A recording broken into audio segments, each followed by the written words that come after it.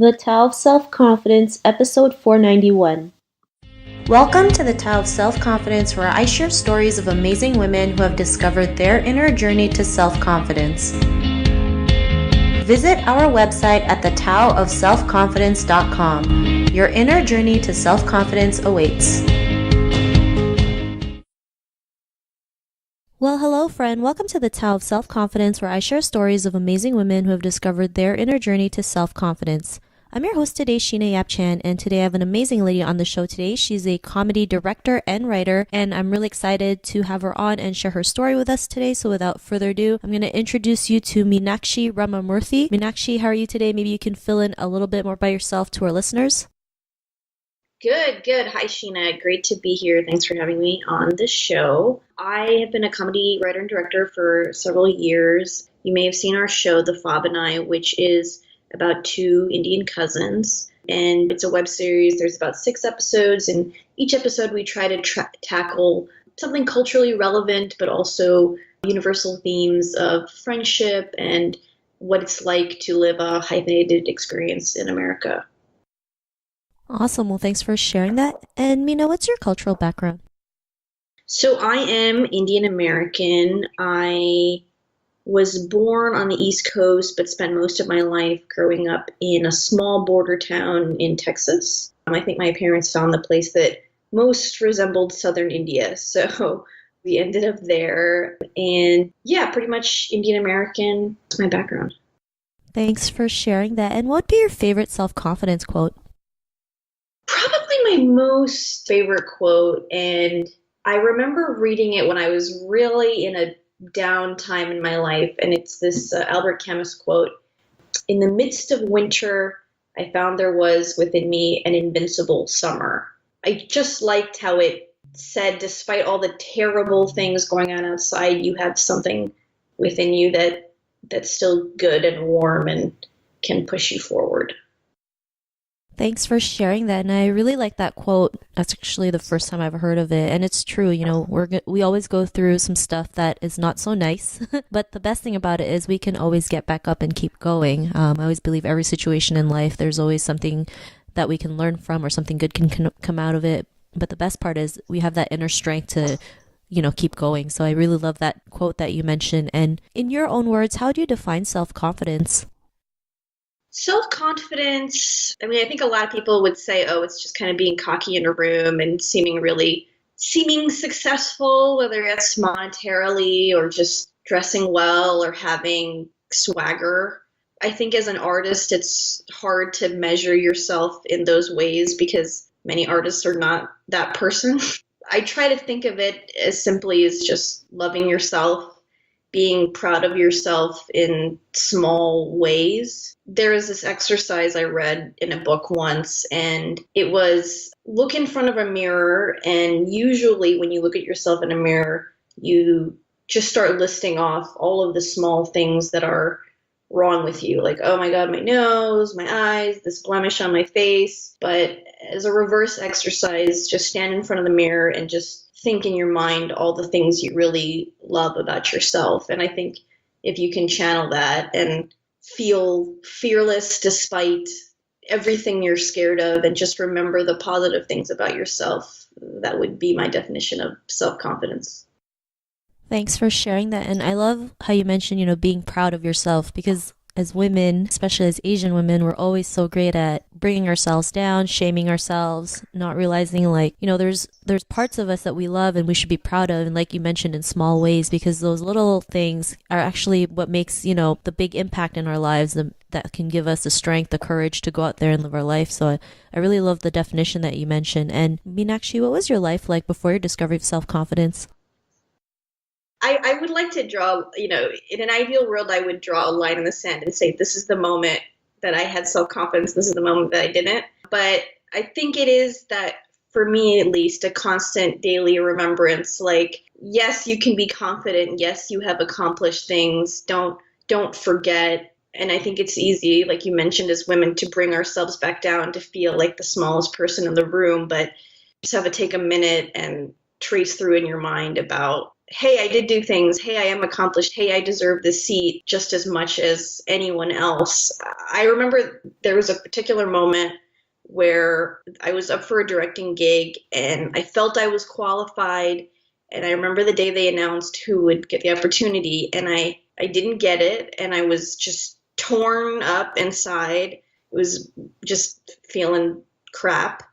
And I had a few tears, but then I kind of picked myself up and I just said, you know what the hell? And I went around that day and introduced myself to a lot of people and just let that be the past. Didn't let that moment define me, and said, maybe I thought I was the best person, but maybe I can work better at convincing other people I am. And it's one small failure, so I'll take that with a grain of salt and I won't let it hold me back.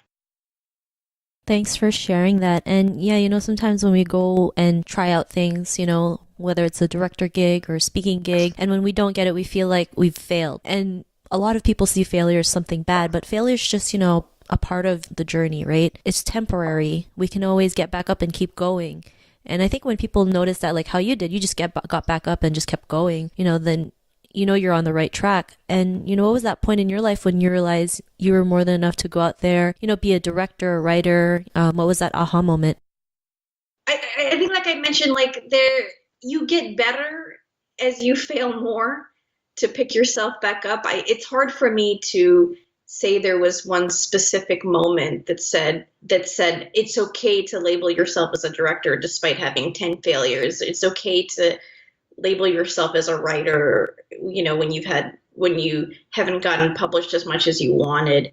But I guess for me, when we started creating the series, we got some good press, we got things here and there, and it was exciting. But I felt success when I started to get emails from people who said, hey, I felt I understood your character, I related to your character.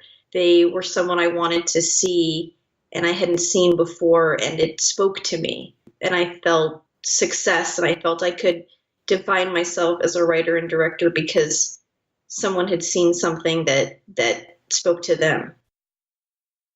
Thanks for sharing that. And I think that's great, right? Having that relatability factor and, just connecting with your audience, right? I mean, that's why you created a series, because this was something you've probably gone through in your life and you want to share it through story, through a web series. And your viewers loved it because it's not like, fluff. It's real life. It happens. This is why, this is why your show is successful, because, you're just telling your truth. You see, it's a story through your eyes, and your readers, or your viewers are just, grateful for it, that you can go out there and speak that truth and be that example. And, because of that, what's your life been like now?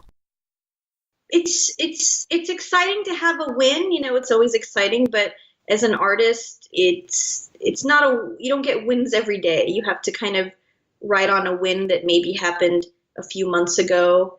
And it's not like a regular job where you did something that week and you got paid for it the week after, and that was a monetary, tangible thing that said you did work. You have to motivate yourself and be proud of yourself, even though there may not be someone above you saying, hey, you did a great job. You have to be that person for yourself. Since the success of the series, right now, we are taking meetings. There's been some develop it into a half-hour show. So we're really hopeful that we can make these characters' worlds bigger, make their issues more specific, and also reach out to a larger audience. So we'll see what happens.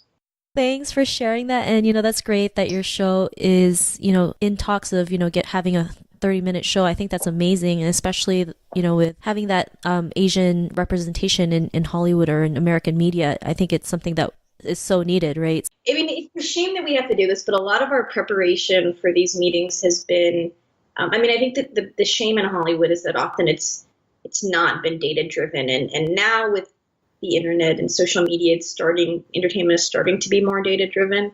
But Asian Americans as a group are, the fastest growing population in America. And yet most believe, in accordance with the Hollywood Diversity Report that was done in 2016, there was on most major shows that they did a sample of, there was one or less than one Asian American who had a named speaking role, which is outrageous, you know?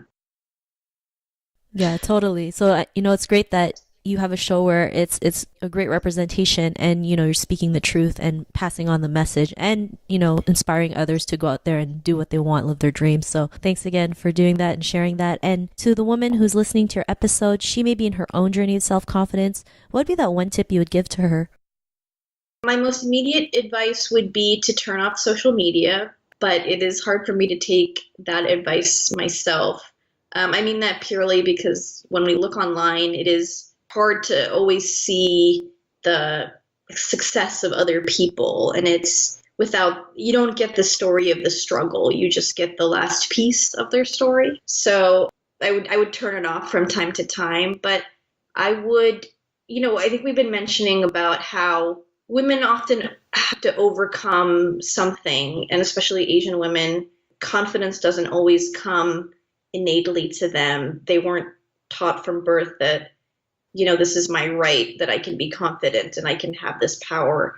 But I would say that channel that, and that when you find your confidence and you put your weakness out of your mind, that actually makes you more powerful, because there's so many people that never had to overcome a weakness to find their confidence, and their confidence is empty. But I think most times as an Asian woman, you are more confident because of the journey you had to go through to find that inner strength.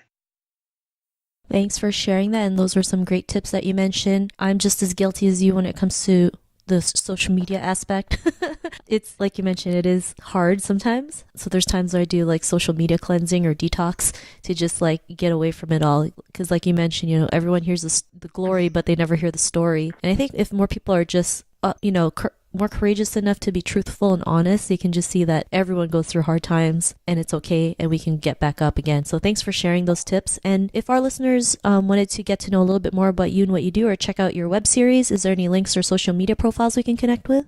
Yes. My final piece of advice for women would be to subscribe to your podcast, of course, and to channel stories of confidence that way. But to get a link to our and find more about our series, they can go to thefobandI.com, and all of our episodes are available to stream and watch there. Awesome. Well, thanks for sharing that. And to our listeners, if you want to connect with Meenakshi, you can also head on over to thetowofselfconfidence.com and search for Meenakshi's name. Her show notes will pop up along with everything else that we talked about. And I just really want to thank Meenakshi for taking the time to share her story and tips with us on self-confidence. So thank you so much. Yeah, you're very welcome. Thanks so much for having me. This was a great way to start my day, and a delightful conversation about how to find confidence. So hopefully I can go forth and take that energy and have a fearless day. Not a problem. It was really great having you on the show, and I'm sure, you'll be doing amazing things. So thanks again. And to our listeners, be on the lookout for another new episode of another amazing woman's journey to self-confidence, and we'll talk to you soon. Bye for now. Thank you for tuning in to another amazing episode of the Tao of Self-Confidence. Get your free self-talk tape for building self-confidence by visiting our website at thetowofselfconfidence.com. Your inner journey to self-confidence awaits.